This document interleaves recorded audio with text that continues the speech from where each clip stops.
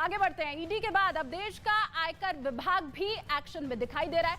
खबर यह है कि महाराष्ट्र के जालना में आयकर विभाग की टीम ने छापेमारी के दौरान करोड़ों की अवैध संपत्ति जब्त की है। यह छापेमारी जालना की 4 बड़ी स्टील कंपनियों के मालिकों के घर और दफ्तर के ऊपर की गई है।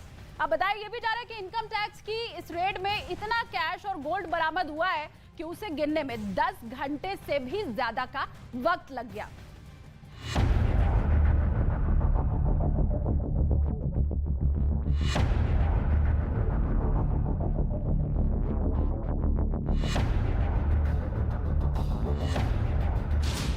अकूत संपत्ति,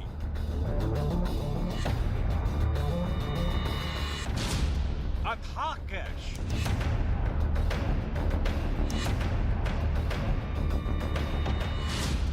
कई किलो सोना,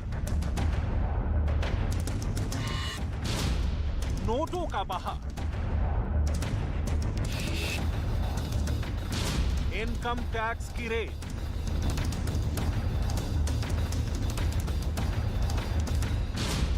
$390 करोड़ की साजिश। जालना में स्टील कंपनियों के मालिकों ने आय को इतना छिपाया कि जब वो बाहर आई तो देखने वालों की आंखें फटी की फटी रह गईं। बताया जा रहा है कि नोटों के इस पहाड़ को पार करने में आईटी विभाग पसीने पसीने हो गया। 13 घंटे लग गए, तब जाकर कहीं कुबेर के खजाने की कैलकुलेशन पूरी हुई।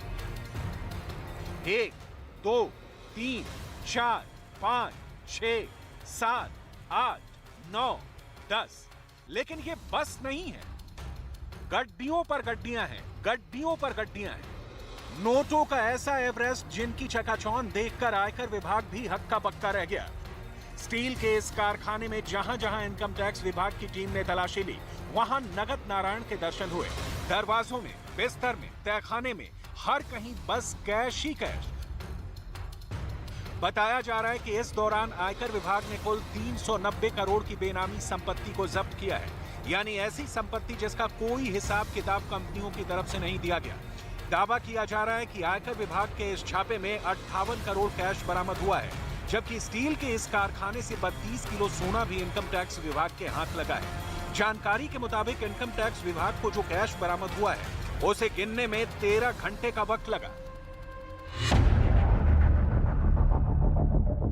दावा किया जा रहा है कि बीते काफी वक्त से जालना की 4 बड़ी स्टील कंपनियां अपनी कमाई के बड़े हिस्से को आयकर विभाग से छिपा रही थी, जिसके बाद इनकम टैक्स विभाग ने बड़ी ही सफाई के साथ इन स्टील कंपनियों के मालिकों के घर और दफ्तरों पर छापा मारने की प्लानिंग तैयार की। इस छापेमारी को अंजाम तक पहुंचाने के लिए नासिक, मुंबई और ठाणे के अधिकारियों को मिलाकर एक टीम बनाई गई। छापे की भनक किसी को ना लगे, इसको लेकर भी आयकर विभाग ने एक कमाल की प्लानिंग की, क्योंकि 390 करोड़ की इस साजिश का पर्दाफाश करने के लिए विभाग ने जिन गाड़ियों को मोर्चे पर लगाया था, उन पर लिखा था राहुल वेड्स अंजलि, दुल्हन हम लेकर जाएंगे। और ऐसा इसलिए किया गया ताकि किसी को शक ना हो कि ये गाड़ियां किस मिशन को अंजाम देने के लिए पहुंची हैं। जिसके बाद सबसे पहले स्टील कारोबारी के घर पर रेड की गई। उसके बाद इनकम टैक्स की टीम MIDC में मौजूद स्टील कारखाने पहुंची और फिर रेड के लिए कारोबारी के फार्म हाउस को चुना गया। इन तमाम जगहों से आयकर विभाग को इतनी बेनामी संपत्ति बरामद हुई जिसका कोई और छोर नहीं था।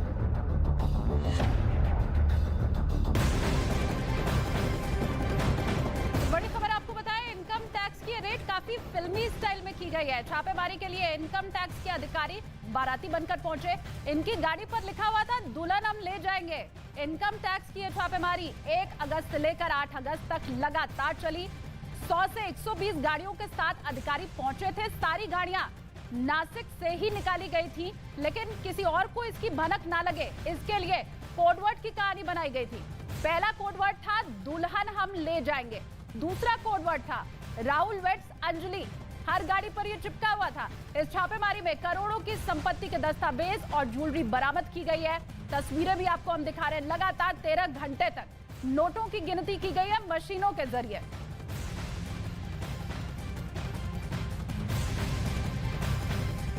इनकम टैक्स विभाग के अधिकारियों ने ये जो छापा डाला है, उसके पीछे की कहानी किसी फिल्मी स्क्रिप्ट से कम नहीं थी। इस स्क्रिप्ट को लिखने के लिए अधिकारियों ने काफी मेहनत भी की थी। आपको बताएं कि असल में इनकम टैक्स विभाग के अधिकारियों ने स्टील कारोबारी के ठिकानों पर रेड डालने के लिए बाराती का भेष धारण किया था। खुद को बाराती दिखाने के लिए आईटी अधिकारियों ने 100 से ज्यादा गाड़ियां किराए पर ली थी। इसके बाद इन गाड़ियों के ऊपर उन्होंने राहुल वेड्स अंजलि लिखवाया था, ताकि लोगों को ये लगे कि गाड़ियां किसी शादी के लिए यहाँ पर पहुंची हुई हैं और बाराती इसमें बैठ करके आए हैं। शादी वाली फीलिंग के लिए इन गाड़ियों पर दुल्हन हम ले जाएंगे का स्टिकर भी लगा दिया गया था, ताकि शक ना हो किसी को। इन गाड़ियों के पीछे की हकीकत की भनक किसी को ना लगे, इसलिए पूरी स्क्रिप्ट लिखी गई थी। अब प्लान के मुताबिक 100 से ज्यादा गाड़ियों को अलग अलग ग्रुप में बांट दिया गया, उन्हें अलग अलग लोकेशन पर रेड के लिए भेज दिया गया और इन्हीं में से एक टीम ने कारोबारी के फार्म हाउस के ऊपर रेड डाली। फार्म हाउस पर रेड के दौरान इनकम टैक्स के अधिकारियों को वहां मोड़ कर रखे गए कुछ बिस्तर दिखाई दिए। जब इन बिस्तरों को खोला गया तो इनकम टैक्स के अधिकारी दंग रह गए, होश उनके उड़ गए, क्योंकि इन बिस्तरों के अंदर नोटों के कई बंडल निकलने शुरू हो गए। फार्म हाउस की और ज्यादा तलाशी ली गई। एक जगह पर कपड़े की 35 थैलियां मिली। इन थैलियों को जब खोला गया तो फिर सभी के अंदर नोटों के बंडल निकलने शुरू हो गए। इस रेड के दौरान इतने नोट निकले कि उन्हें गिनने के लिए अधिकारियों ने बैंक से नोट गिनने वाली 12 मशीनें बुलाई। एक दो नहीं, 12 मशीन। इन मशीनों से नोट गिनने में अधिकारियों को करीब 13 से 14 घंटे लग गए। अब तक की कुल रिकवरी 58 करोड़ रुपए बताई जा रही है कैश।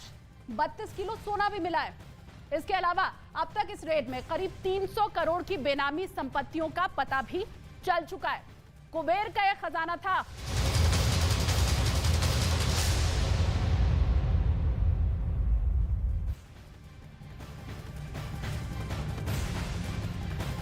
और उत्तर प्रदेश के हरदोई में हुए मामूली से विवाद में दो पक्ष आमने सामने आ गए। ये बड़ी खबर इस वक्त की और इसके बाद एक पक्ष ने सरेआम सड़क पर तमंचा लहरा दिया, पत्थरबाजी शुरू कर दी। पुलिस के मुताबिक ये विवाद सिर्फ तेज रफ्तार में बाइक चलाने को लेकर शुरू हुआ था।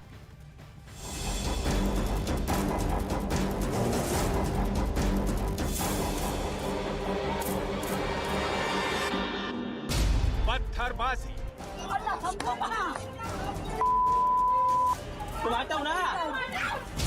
जान बचाकर भागते लोग,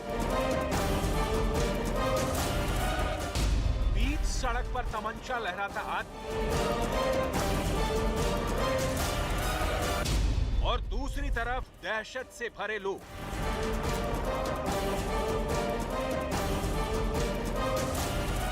गुंडागर्दी और दहशत की ये तस्वीरें आई हैं उत्तर प्रदेश के हरदोई से, जहां एक तरफ पत्थरबाजी हो रही है तो दूसरी तरफ ये आदमी तमंचा लहराता हुआ सड़क पर बेखौफ घूमता नजर आ रहा है। इसकी अकड़ देखिए, ऐसा लग रहा है जैसे ये किसी भी वक्त किसी का भी खून बहा देगा।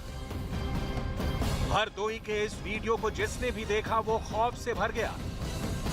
आखिर कैसे कोई आदमी खुलेआम कानून व्यवस्था का इस तरह से मजाक उड़ा सकता है, क्योंकि जिस सड़क पर यह आदमी तमंचा लहरा रहा है वहां आसपास लोग मौजूद हैं, लेकिन इसके दिल में तनिक भी खौफ नहीं है। हरदोई में क्यों हुआ ये सब हम आपको तफसील से बताएंगे।